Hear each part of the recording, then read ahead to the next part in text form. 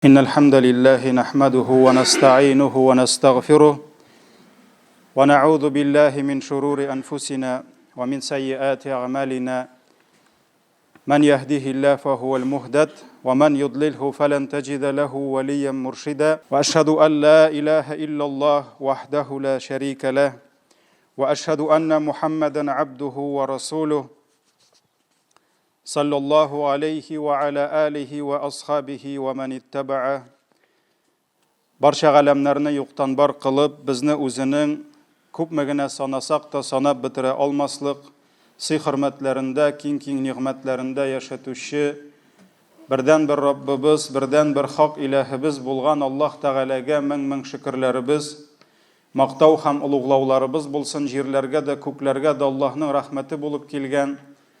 Безнең өчен иң кадерле, иң сөекле булган пәйгамбәребезгә күңел түрләребездән чыккан дугаларыбыз, Аллаһ Тәгаләнең сәламе һәм салаваты булсын. Азиз кардәшләрем, иң элек үземне, аннары соң сезне тақвалыкка чакырам.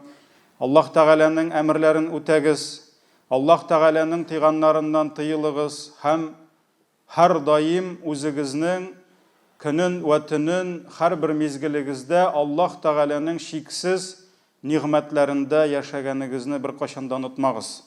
Аллаһ Тәгалә Нахл сүрәсенең 18-нче аятында әйтте: "Ва ин таудду ни'маталлаһи ла тухсуха." Әгәр дә сез Аллаһ Тәгаләнең сезгә биргәннәрен санарга уйласагыз, сез аны санап бетерә алмассыз диде. Кешенең әлхәмдүлилләh тормышы мул, саулыгы нык булганда изге гамәлләр кылуы да, гыйбадәттә булуы да авыр һәм мәшәкатьле мизгелләрдә гамәл кылудан күпкә җиңелрәктер. Тамагы тук, исәнлеге дә бик борчымый, тормышы да имин икән, әлхәмдүлилләh, гыйбадәт тә икенче төрле кылына. Әгәр дә иеңдә хатының аш булса, балаларың аш яки киергә киемнәре булмаса, тынычлап намаз укып булмый. Тынычлап Аллаһны зикр итеп булмый.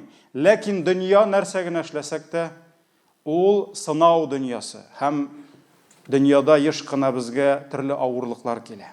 Аллаһ Тәгалә төрледән төрле сынаулар белән безне сыный. Һәм еш кына безнең барган, киң булып тыелган юлларыбыз да тарая. Саулык та кайвакыт һич көтмәгәндә какшап китә. Аяз һәм чиста күктә болытлар каяндыр пайда була. Күңелеңдәге тынычлыгың борчу, курку, хауф белән алышына. Ләкин җәмәгать, әгәр дә кеше аның тормышы имин, көннәре якты вакытта Раббысына рәхмәтле булуын дәвам итсә, Аллаһның нигъмәтләре килеп торганда Аллаһ Тәгаләгә шөкр итеп, аңа гыйбадәт кылып яшәсә, әлхәмдүлилләh, авырлык килгәч тә Аллаһка дуга белән ялварса, Аллаһ аны ташламый. Аллаһ аңа ярдәмен бирә. Аллаһ аңа җиңеллеген бирә. Һәм Имам Тирмизи, Имам Хаким риваятларында килә, пәйгамбәребез саллаллаһу алейхи ва саллям кемне авыр һәм кайгылы вакытында Аллаһының дугасын кабул итүе сөендерсә ди, әгәр дә берегез минем башыма хәсрәт төшкәч, кылган дугамны Аллаһ кабул итсен дип тырышса ди, шулай дип теләсә ди, җиңел вакытта күбрәк дугада булсын диде. Авыр вакытта Аллаһ дугаңны ишетә, ни өчен? Чөнки җиңел вакытта синең һәр вакыт дуга кылып тордың. Аллаһ Тәгаләгә ихлас күңеле белән иман китергән кеше генә, ихласлыгы булган кеше генә Раббысын һәр мизгелдә ярата. Һәр вакыт искә ала һәм зурлап яши. Иртәсендә, кичендә, сөенештә дә, киенештә, кайгыда да, җиңел вакытта да, авырлык килгәч тә, саулыкта да, авыртуда да, кәефе күтәренке булганда да, кәефе булмаганда да. Һәм кешенең шушы дугасында, гыйбадәтендә, шөкрендә даими булуы ул аның Раббысына булган ихласлыгын күрсәтә. Һәм мөхтәрәм җәмәгать, Аллаһ Тәгалә еш кына безнең шушы ихласлыгыбызны сыный. Кайвакыт яңарта. Нәрсә белән? Авырлыклар биреп. Аллаһ Тәгаләдән башка затларга гыйбадәт кылучыларда, Кемдер кояшка табына, кемдер айга табына, кемдер патшага табына һәм башкасына. Әгәр дә Аллаһның әмере белән дөньяны китереп кысса, ул кояшына да табынудан китә, айын да калдыра, түрәсеннән дә, җитәкчесеннән дә китә, ул бер Аллаһка кайта. Чөнки ул белә, авыр вакытта ярдәмне Аллаһ Тәгалә генә бирә. Аллаһ Тәгалә генә аңа ярдәм итә ала. Ләкин кысылган тыны ачыла, болытлар арасыннан кояш чыга, хәл бераз гына җиңеләя, чөнки ул бит шул кадәр ихласлык белән сорады, елап-елап сорады. Әз генә Аллаһ хәлләрен җиңеләйткәч тә, яңадан теге путларына кайта. Дөньяга табынды да, дөнья өзелде. Яраткан баласы үлем ятагында ята, исән каламы юкмы белми, Аллаһка килде. Я Раббым, елый, сорый, әллә нинди вәгъдәләр бирә. Бөтенесенә әзер. Аллаһ Тәгалә шифасын бирде. Баласын торгызды, яңадан Аллаһны ташлап, кая дөньясына кайтты һәм дөньясына табынуын дәвам итә. Аллаһ Тәгалә Зумара сүрәсенең 8-нче аятында әйтә: "Ва иза массал инсана дуррун да'a раббаху мунибан илейхи." Әгәр дә кешегә башына хәсрәт төшсә, ниндидер бер зарар, зыян килсә, да'a раббаху ди, ул Раббысын чакыра ди. Дуга кылу чакыру дигән сүз. Һәм нәрсә ди? Мунибан илейхи. Аллаһка юнәлә ди. Йөзе белән, күңеле белән. Битте, калганнар кирәкми аңа, чөнки алар берсе дә бер нәрсә эшли алмый. Аллаһ кулында бөтен әйбер. Һәм аны чакыра ди. Thumma idha khawwalahu ni'matan minhu, ләкин соңыннан ди, Аллаһ Тәгалә аңа үзенең ниғмәтен бирсә, шушы авыр хәлдән чыгарса, насия ма кана ядгу илейхи мин qabl ди, әле яңа гына кемгә ялварып, кемне чакырганын оныта ди. Булды, онытты, ул бит инде кичә иде. Әле кичә генә елап сорый иде. Бүген Аллаһ җиңеллек бирде. Тамам, онытты. Ва жа'ала лиллаһи андада. Һәм әле кичә генә шундый ихласлык белән сораган Аллаһыга тиңдәш кыла башлый кемнедер ди. Ягъни тагын кайта. Шулык путлары, шулык дөньясы, шулык акчасы, малы һәм башкасы. Әйе җәмәгать, дөнья китереп кысканда бөтен кеше аңлый. Синең путларың да, синең фәлән-фәләновичларың да берсе дә сиңа ярдәм итә алмый. Берсе дә Аллаһтан башка бер кемдә сиңа ярдәм итә алмый. Шуңа күрә баласы авыр хәлгә төшкәндә Аллаһны искә төшерә, кат-кат аңа ялвара, аннан сорап дуга кыла. Дугасын кабул иткәч, рәхмәте белән шифасын иңдергәч, рәхмәтсез бәндәсе тагын Раббысына артын куя. Дөньясына табынуын дәвам итә. Кая китте? Төннәр буе йылы кылган дугалары кая китте? Аллаһка биргән авыр вакыттагы вәгъдәләре. Менә Раббыбыз Аллаһ, әле мин һаман бер аятны сезгә китерәм. Аятның ахырында, Зумара сүрәсенең ахырында кешенең менә бу хәлен күфрлек дип әйтә. Менә бу күфрлек дип атала. Мин бер кемне дә күфрлеккә чыгару өчен әйтмим, ләкин күфрлек ул рәхмәтсезлек ул җәмәгать. Үзеңә кирәктә Аллаһка йөзең белән басасың. Кулларыңны Аллаһка сузасың, китереп кыскач. Аллаһ биргәч тә рәхмәт әйтергә дә өлгермисең. Күз яшыңның да кибуын көтмисең, Раббыңа артыңны куеп, тагын дөньяга, тагын шушы путларыңа чумасың. Менә Аллаһ Тәгалә шуңа күрә аятның ахырында әйтә: "Кул әйт син аларга ди, таматтә би куфрика қалила ди." Бу күфрлегең белән бик аз кулланырсың ди. Ягъни бу закка бармас синең ди. Иннaka min ashabin nar, чөнки син җәһәннәм әһле ди. Ягъни үзеңә кирәктә Аллаһыдан сорап, аннарысың үзеңнең путларыңа кайтып яшәп, Аллаһ Тәгалә әйтә: "Бу күфрлегең белән бик аз кулланырсың ди, чөнки син җәһәннәм әһле ди." Шуңа күрә җәмәгать ярамый. Ярамый үзеңә кирәктә генә Раббыңа кайтып, авыр вакытта күз яшыңны аңа күрсәтеп, аннан ялварып, авырлык киткәч тә аны онытырга. Һәм менә монда Пәйгамбәрбез саллаллаһу алейхи ва саллям китергән Бухари, Муслим риваятларында бер хадисне искә аласым килә. Ничек итеп аларның жеңіл һәм рахат вакытта кылган изгелекләре Аллаһ өчен сәбәп булды башларына хәсрәт төшкәч Аллаһының дугаларына җавап бирүенә. Пәйгамбәр саллаллаһу алейһи ва сәллям әйтте, бер вакыт 3 кеше яңгырдан качып тау тишегенә керделәр ди, пещерага. Шул вакыт ташлар ишелеп, тау тишегенең авызы ябылды ди. Бер нәрсә эшли алмыйлар. Бер кая чыга алмыйлар. Кишләре җитми ул ташларны селкетергә. Шуннан соң алар аңладылар. Башка килде проблема, моны кем генә хәл итә ала? Аллаһ кына. Ташларны күчерә алмыйлар, пещера ябылды. Шуннан соң нишләргә дигәч, әйдә, кемнең үз гомерендә ихлас бер Аллаһ өчен кылган эшләре бар ди. Исегезгә төшерегез әле шуны ди. Ул бик күп булмый, ул шул кадәр ихлас белән кыла торган гамәл.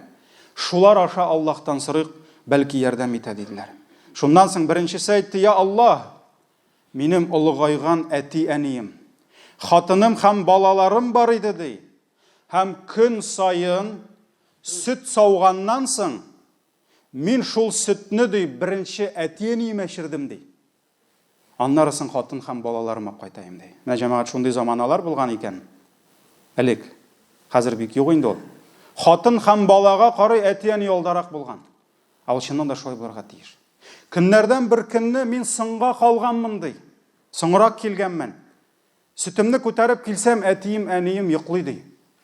Я Раббым ди. Я Раббым ди. Менә хәзер үзенең изгелеген әйтә. Иртәнгә кадәр балаларым ачлыктан аяк астымда еладылар ди. Ә мин әти-әнием йокысыннан торганчы көтеп тордым, аларга шушы сөтне эчертергә ди. Я Раббым, әгәр дә мин моны синең ризалыгың өчен кылган булсам, ач ди бераз ди шушы ишекне ди. Һәм Аллаһның рәхмәте таш селкенә. Һәм Аллаһ күпмедер дәрәҗәдә шушы ташны ача. Җәмәгать, менә монда инде бер генә җөмлә, ике генә җөмлә. Менә бер кашанда хатыныңны, балаңны яратырга кирәк. Алар бөтенесе синеке. Син кыямәт көнендә җавап бирәчәксең. Хатыныңны рәнҗетсәң дә, балаңны рәнҗетсәң дә. Ләкин бер хатында, бер балада әти-әнидән алда басарга тиеш түгел. Чөнки әти-әни ул сине тудырып үстергән шушы кешеләрне ярамый, хатын килим дип, бала килим дип әти-әнине читкә куярга. Шуңа күрә җәмәгать әле хәерче үзен мактар ди. Мин үземне хурлыйсым килә. Бер көнне утырабыз чәй ичеп, әни, хатын, кызлар минем, кызларга матурым дим, хатыныма матурым дим. Әлхәмдүлилләh, матурым әйтергә кирәк. Шулай бит. Шуннан соң башыма сорау туды. Ә мин әниемә матурым дип әйтәмме соң? Мин әниемә бу яхшы сүзне әйтәмме? Чөнки бер үлчәүгә хатынымны, балаларымны тезсәң дә, минем өчен Аллаһ каршында алар әни дәрәҗәсендә була алмыйлар. Ничек кенә мин аларны яратсам да. Шуңа күрә үземә сорау килде. Һәм чыннан да без үзебезнең кызларыбызга, балаларыбызга әйткән шушы сүзләребезне безнең әниләр ишетәме? Ишетәме безнең шушы якын кешеләребез? Шуңа күрә бу сорауны һәркем үзенә бирсә иде. Аллаһ Тәгалә дугасын кабул итте. Шуннан соң икенчесе әйтте, я Раббым, минем туганнан туган сеңлем бар иде ди. Һәм җир өстендә ират, хатын кызны ничек ярата алса ди, гашыйк була алса. Менә мин шулай аңа гашыйк булдым ди. Шу кадәр аны яраттым ди.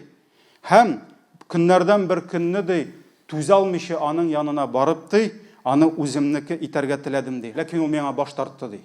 Миңа килмәде ди. Шуннан соң аны көтеп торды, аның ди хәле авырайды ди. Ягъни гаиләсендә проблема ашарга юк, тегесе юк, бусы юк. Шуннан соң мин аңа тагын килдем ди. Һәм ул әйтте ди, әгәр дә 100 алтын акча, 100 динар алып килсәң, мин синеке булырмын дип әйтте ди. Шуннан мин киттем 100 динарны эшләргә ди. Ул хезмәт иткән. Шушы кызны алыр өчен ул эшләгән. Ул 100 динар күп ул. Шушы 100 динарны китереп кулына тоттырдым ди. Һәм аны үземнеке итәм дигәндә, ул миңа әйтте ди. Аллаһтан курык. Үзеңнеке булмаганга тимә дип әйтте ди. Ягъни мин синең хатының түгел дип. Шуннан соң мин ди, бу бит инде күп эшләгән. 100 динарын китергән. Булды, кызаныкы булды. Шуннан соң мин ди киттем ди. Я Раббым, әгәр дә шул вакытта мин синең ризалыгың өчен, ул бит Аллаһтан куркып китте. Ул бит Аллаһтан куркып китте. Әгәр дә шул вакытта мин шушы гынахлы эштән синең ризалыгың өчен тыелган булсам, Раббым мине азат ит диде. Һәм Аллаһ Тәгалә дугасын кабул итте, һәм ташлар селкенде. Ташлар селкенде. шуннан соң өченчесе сүз алды. Я Раббым, мин берничә эшче яллаган идем ди, үземә эшләтергә ди. Эштән соң барысына да күпме тиеш шуны түләдем ди. Ләкин берсе хакын алмыйча китте ди. Ашыктымы, нәрсәме китте ди. Ул калдырган хактан ди, мин бик күп табыш алдым ди. Ягъни ул калдырган акча, мал, сыер, башкасы, мин бик күп табыш алдым ди. Күпмедер вакыттан соң ул кеше минем яныма килде ди. Һәм Аллаһыдан курык, һәм миңа хакымда гаделсезлек кылма дип әйтте ди. Ягъни минем хакымны бир дип әйтте ди.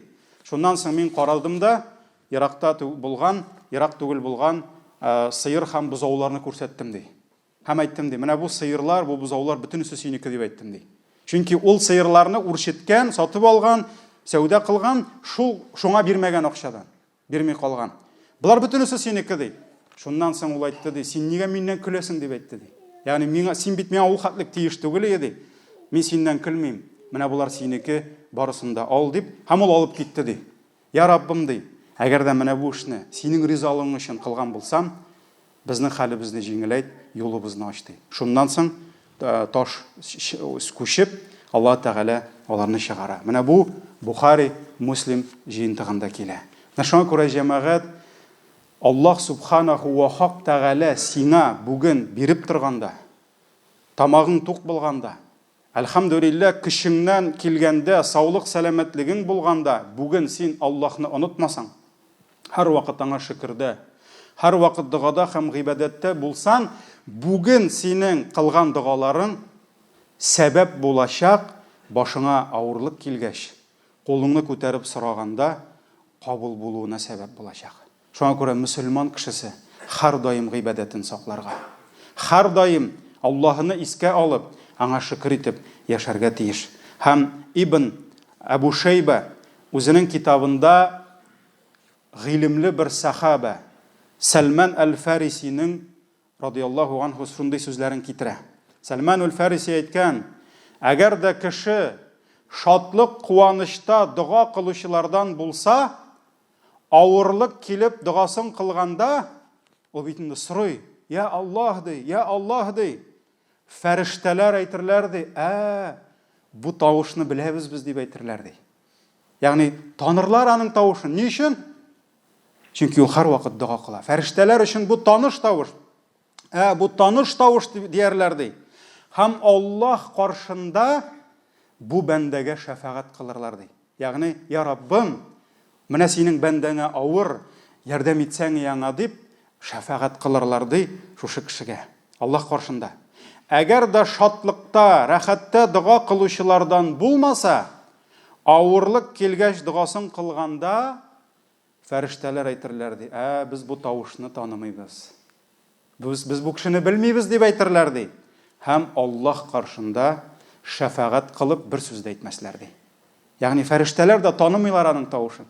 Фәрештәләр танысын өчен, алар ул тавышны гел ишетеп торырга тиешләр. Гел ишетеп торырга тиешләр, шул вакытта шәфаәт кылырлар.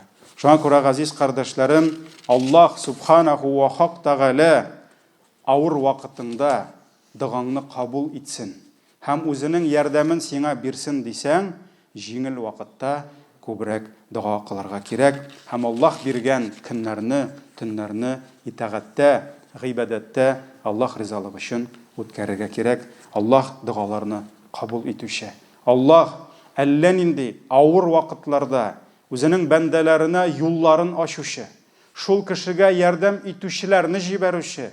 Аллаһ Тәгалә рәхмәтле, ва хуа галя кулли шайин кадир, һәм аның көче бар нәрсәгә дә җитә. Субханакаллаһумма бихамдик, шаду ан ла илаха илля ант, астагфирука ва атубу илейк.